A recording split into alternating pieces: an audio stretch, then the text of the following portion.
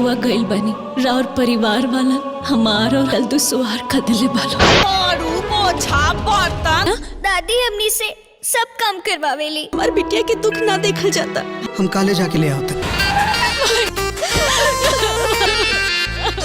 जब ने अंगनैया में कैया कितना आए हो घर के दुलार प्यार बहुत बड़ा होखेला। यही उपाय तो सोचे के होखी। तो गाइस आप लोग कैसे हो? मैं उम्मीद करता हूँ आप लोग ठीक होंगे। तो गाइस आज मैं फिर से एक भोजपुरी मूवी का रिव्यू लेकर आया हूँ।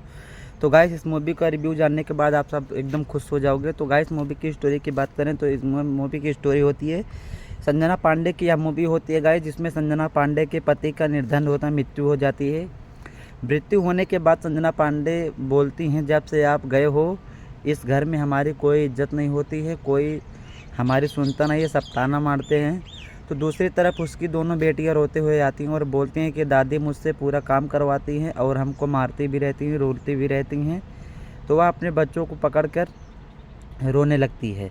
उसके बाद जब वह अपने घर पर बताती है अपने मोम डैड को, तो मोम डैड उससे बोलते हैं, उसकी माँ बोलती है लड़की की, संजना पांडे की, कि मेरी बेटी का दुख मुझसे देखा नहीं जा रहा है, तुम उसको अपने घर पर ले जाओ। तो उसका बेटा वहीं पर बगल में खड़ा होता है और बोलता है कि मैं कल ही जाकर अपने बहन को लेकर आऊँगा।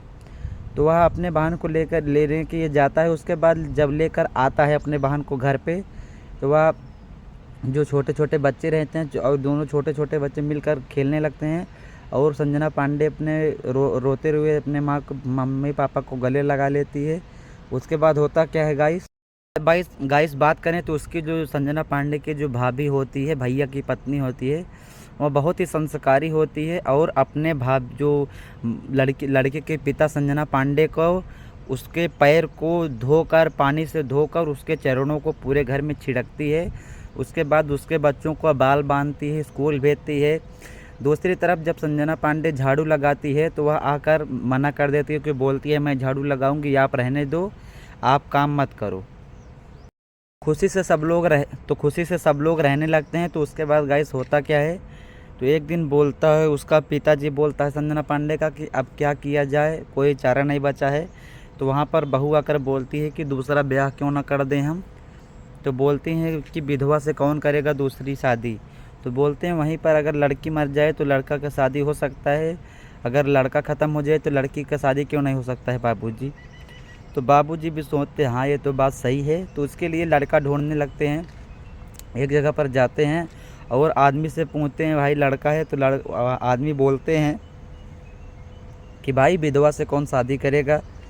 तो वहीं पर उसके बाबूजी निराश हो जाते हैं। उसके बाद होता क्या है गाइस, वीडियो के एंड तक बने रहना, स्टेप बाय स्टेप रिव्यू करता हूँ मैं। तो किसी तरह से खोजने पीछने के बाद एक लड़का उन्हें मिल जाता है। तो गाइस होता क्या है, जब लड़के के पिताजी को पता चलता है तो लड़के के पिताजी बोलते हैं आपको हमारा बेटा पसंद है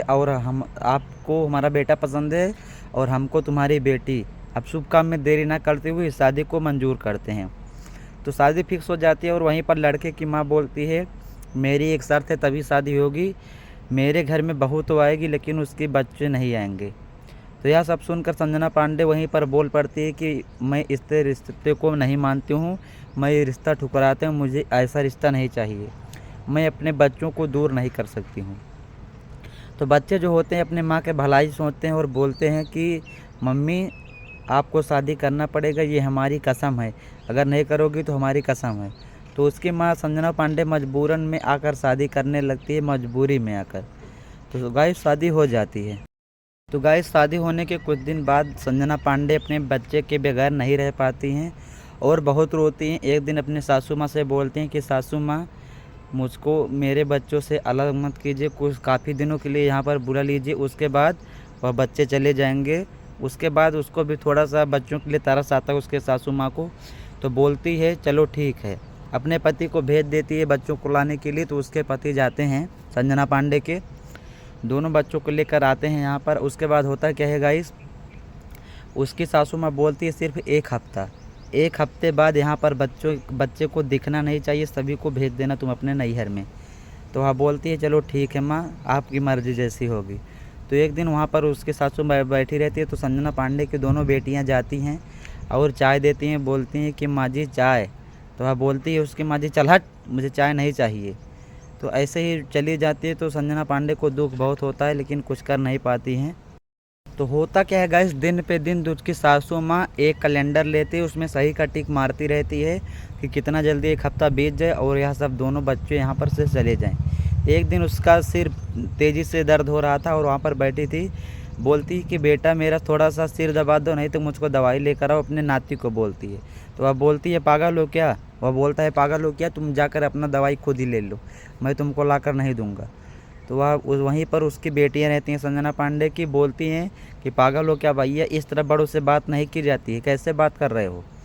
तो वह चला जाता है लड़का। उसके बाद उसकी बेटियां जाती हैं गरम तेल लेकर उसके संजना पांडे के सासू माँ के सिर पर ठोंकने लगती हैं और सासू माँ उसके बोलती हैं कि सच में बेटों से बढ़कर बेटियां रहती हैं। तो थोड़ा थोड़ा उसके समझ में आता है। तो वहीं पर उसकी बेटियां रहती है संजना पांडे के और उसके पति, और वहीं पर उसकी सासू माँ आ जाती है और बोलती है कि सिर्फ एक दिन बचा है, तुम अपने वचन के हिसाब से अपने बच्चों को यहाँ से हटा दो, अपने घर पर भेज दो। मजबूरी में बोल रही थी, बाकी उसका भी मन नहीं कह रहा था कि उसको भेज दें। तो संजना पांडे अपने बच्चों को तैयार करके बैग वैग पैक करके लेकर छोड़ने के लिए तैयार हो जाती हैं।